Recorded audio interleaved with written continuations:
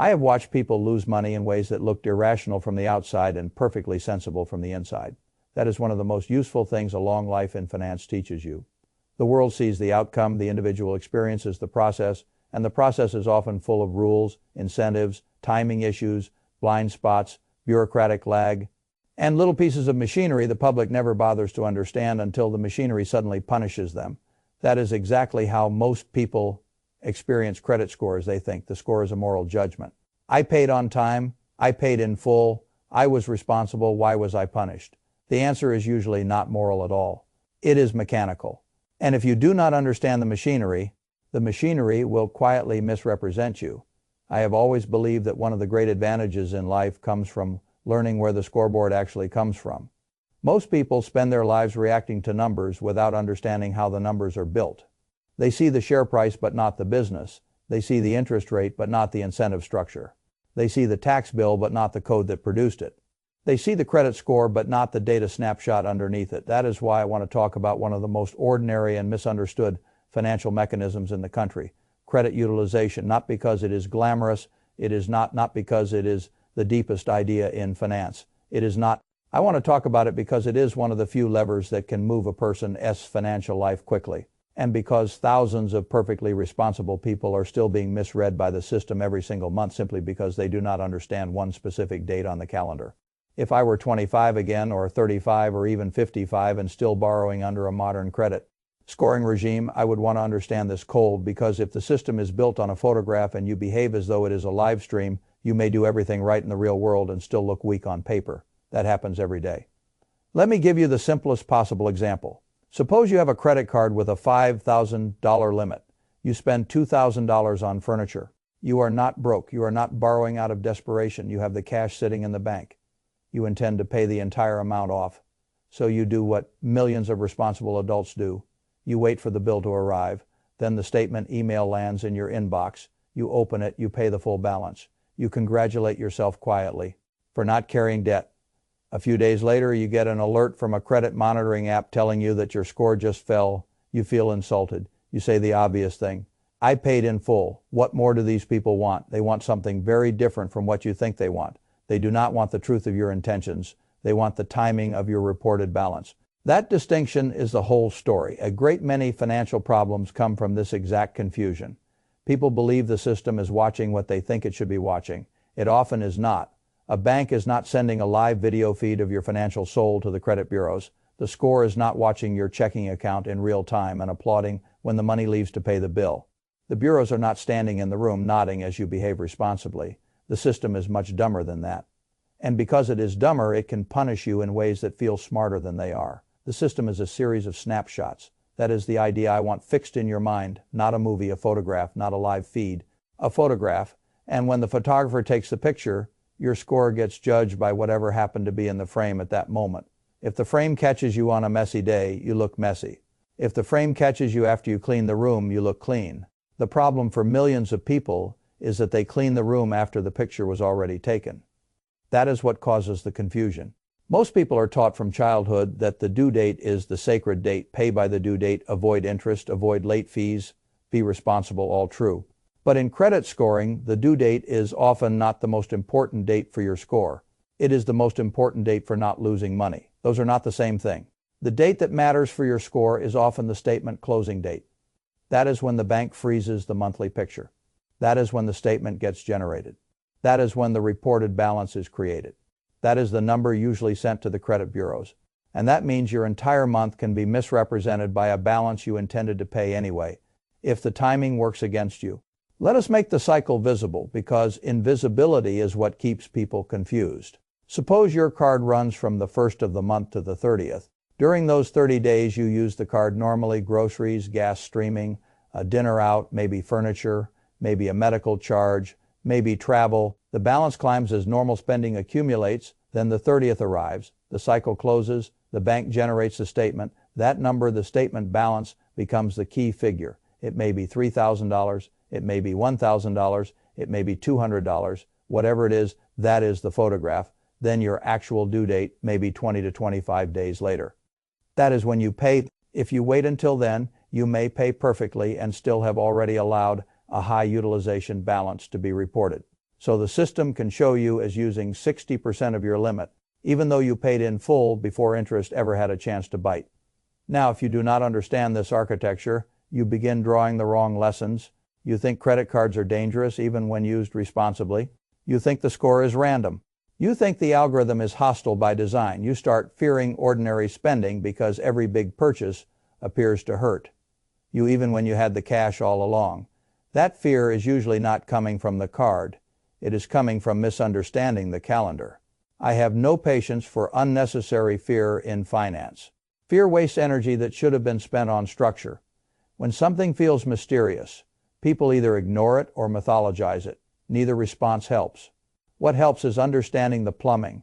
And the plumbing here is simple enough. The bank usually reports what exists at the statement closing date, not what exists later after you paid, not what you meant to pay, not what you had in checking, not what your intentions were. The balance on the statement, that one bureaucratic reality, explains an enormous amount of pain. Now, we can talk about utilization itself because people use the term and often do not understand why it matters so much. Credit utilization is just a ratio. How much of your available revolving credit are you using? If you owe $500 on a card with a $1,000 limit, you are using 50%. If you owe $100 on a $1,000 limit, you are using 10%. If you owe $10 on a $1,000 limit, you are using 1%. That looks like a tiny accounting detail.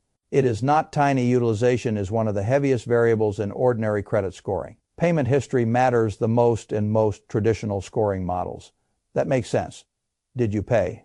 But after that, utilization has enormous weight, not your personality, not your good intentions, not your explanation. Utilization. Why does the system care so much? Because historically, people who are running hot on their available credit are statistically more likely to become distressed. The system is not trying to admire your character, it is trying to estimate your probability of trouble. And high utilization often looks like trouble whether the trouble is real or not. That is the coldness of the machine. It does not ask if the furniture was a one-time purchase. It does not ask whether you had the cash. It does not ask whether you plan to pay it tomorrow. It sees the ratio. That is why thresholds matter so much. The broad rule most people hear is keep utilization under 30%. That is a decent, practical rule. Not because 30 is a magical holy number. Because once you climb above it, many scoring models start treating you as meaningfully more stretched. Then there are stronger zones. Under 10% is better. Very low single digits can be better still. And here is where the subject becomes more interesting because most people then jump to the next simplistic conclusion. If low is good, zero must be best. That sounds logical. It is not always how the system works. One of the stranger truths in the modern credit scoring world is that reporting zero on every single card all the time may not be quite as strong as reporting one small balance on one card while everything else reports zero. That sounds ridiculous when you first hear it. But the logic underneath it is easy enough to grasp. The model is not merely trying to confirm that you do not owe money. It is trying to confirm that you can use credit and manage it well. A person who never shows any revolving activity at all can appear slightly less proven than a person who uses credit lightly and cleanly. This is why some sophisticated borrowers use a method often summarized as all zero except one. Everything reports zero except one small balance on one card. The balance is tiny, 1% or thereabouts, enough to show activity, not enough to show stress. This is one of those places where the scoring system stops looking like a morality tale and starts looking like what it really is. A measurement system responding to data patterns. You do not have to love that. You do have to understand it if you want to control the result. And let me make one critical distinction because people get confused here all the time. Reporting a balance is not the same thing as carrying a balance. These are not the same sentence. If a card closes with $10 reported and you pay that $10 by the due date, you are not carrying debt in the expensive sense. You are not paying interest. You are not revolving a balance. You are simply allowing one small amount to appear in the photograph before the picture goes to the bureaus. That is a data decision, not an interest-bearing debt decision. People collapse those ideas together and then act as though any non-zero reported balance must mean financial sloppiness. A tiny reported balance that is then paid in full by the due date can actually be exactly what a score-optimizing borrower wants if he cares about extracting every possible point. So the natural question becomes, how do you control the photograph? The answer is not through cleverness. It is through timing. The most important practical move is to pay before the statement closes rather than after it arrives. That is the entire adjustment, not a revolution, not a hack in the theatrical sense, a timing adjustment. If your statement closes on the 30th, you do not wait until the due date 3 weeks later. You pay the card down a few days before the 30th so that the closing balance, the photograph, is small. That way, the statement generates with a low reported amount, and that is the number the bureaus receive.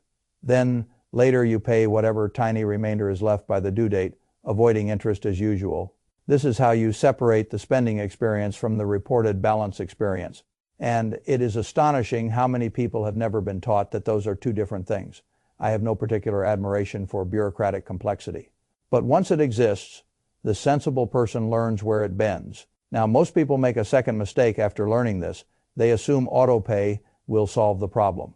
Autopay is useful for one thing, avoiding lateness. That is not nothing. Late payments are ugly. A late payment is not a utilization problem. It is a scar. But autopay is usually not designed to optimize the statement date. It is usually designed to pay the statement balance on or near the due date that keeps you from paying interest. It does not necessarily produce the lowest reported utilization. Those are different jobs. So if a person wants to actively manage the reported balance, he cannot outsource all of the process to an autopilot built for a different objective. He has to know the statement closing date for each card, he has to calendar it, and he has to make the payment before the statement cuts. Usually a few days of buffer is wise because transactions do not always post instantly, and there is no prize for being technically right if the payment clears one day too late to affect the statement. This is where the topic becomes less about credit and more about something larger. Financial systems are full of lag, and people get hurt whenever they assume the system sees them in real time. Taxes have lag, credit has lag, accounting has lag, reputation has lag. Even markets, which people imagine are ruthlessly immediate, often have forms of lag in how information is interpreted and priced. The person who understands lag starts designing around it. The person who ignores lag keeps feeling surprised. That is why I like this topic. It teaches more than just credit score mechanics. It teaches system thinking. Now let me give you the emotional version of the math because numbers alone do not change behavior if the person does not feel the logic. Suppose you have a card with a $5,000 limit and you let $2,000 report. That is 40% utilization. You may pay it off 3 weeks later in full. The bureaus do not care in that month. The photograph already went out. That 40% may hurt, not forever, not permanently in the way a missed payment hurts, but enough. Now imagine instead that you pay it down to $50 before the statement closes. That is 1%. Then the statement cuts, 1% is reported. You later pay the remaining $50 by the due date. No interest, very low reported utilization, very different portrait, same person, same cash, same furniture, different photograph. That is not cheating, that is understanding the system. Timing. Now, because I dislike half-truths, I must add an important caution. There is a difference between managing the snapshot and abusing the limit. Some people hear the logic and then try to run far too much monthly spending through a small credit line by repeatedly paying it down during the cycle and using it again and again. This is often called credit cycling from the consumer's point of view. It feels efficient. I have a $1,000 limit, but I pay it down every week.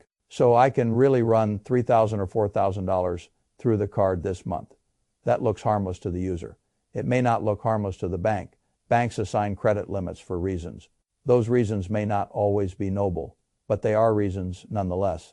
If a card with a low limit suddenly behaves as though it is financing multiple times its stated risk capacity within one billing cycle, the institution may decide the pattern looks odd enough to review. To the borrower, this feels like responsible usage. To a risk department, it may begin looking like stress, money movement they do not love, or usage outside what they intended to underwrite. I do not like operating on the edge of another institution. Suspicion if I can avoid it. So if you constantly find yourself pushing against the card, limit, and needing mid-cycle payments just to keep using it, the more stable answer is not infinite cycling. The more stable answer is usually one of two things. Either you need a higher credit limit or you need to put less spending through that particular line. People often focus so heavily on the score that they forget the larger purpose. The purpose is not to win a little monthly chess match against an app. The purpose is to develop a clean, durable borrowing profile that gives you flexibility when you actually need it. This is why old unused cards can matter more than people think. People love closing old accounts because it feels tidy. I understand the emotion. Tidy is not always wise. Your utilization ratio depends partly on total available credit. If you close a card with a large unused limit, you reduce the denominator. The same amount of debt now looks larger as a percentage of your total available credit that can hurt you. So, an old card with no annual fee, lightly used, quietly expanding your available credit base, can serve a structural purpose even if it is not your favorite card in the wallet. The public is forever trying to simplify their finances in ways that make them feel cleaner and weaker at the same time. That is a poor trade.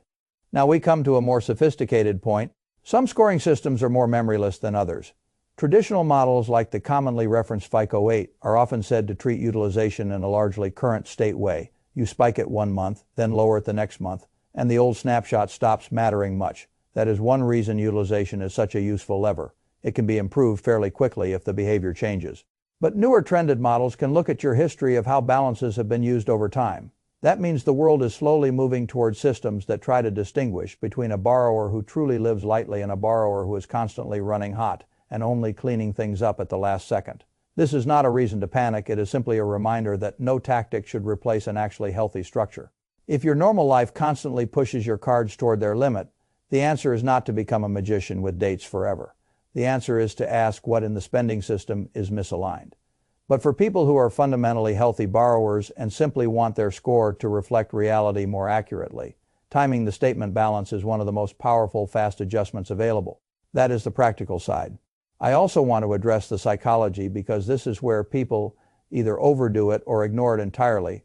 A person applying for a mortgage in the next 60 days should probably care a lot more about this than a person who simply wants to live sensibly and let a strong score emerge over time. If you're trying to maximize every possible point because a home loan, auto loan, or some other important borrowing event is ahead of you, then yes, it makes sense to become more deliberate. Know the closing dates, reduce reported balances, keep overall utilization very low. Let one tiny amount report if you want the system to see responsible activity. Avoid hard inquiries you do not need. Do not close old good accounts for no reason. That is score grooming. It has a use, but I do not want people turning their lives into a little monthly neurosis if no major credit event is approaching. The point is not obsession. The point is control. Below 10% in ordinary life is usually a fine place to be. Below 30% is certainly much better than above it.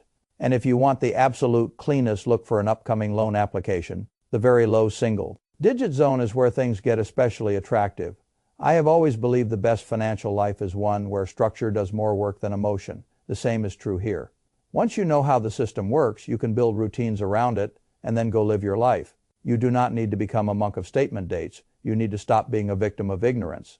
That is very different. Most financial institutions are not actively trying to outsmart you in some personal sense.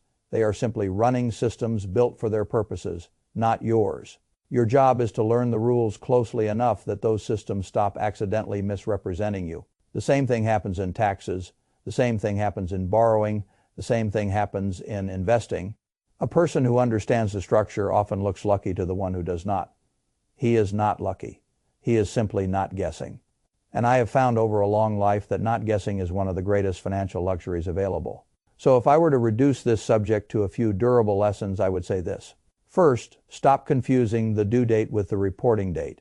Those are different events serving different masters. Second, understand that the score usually sees a monthly snapshot, not your full intentions.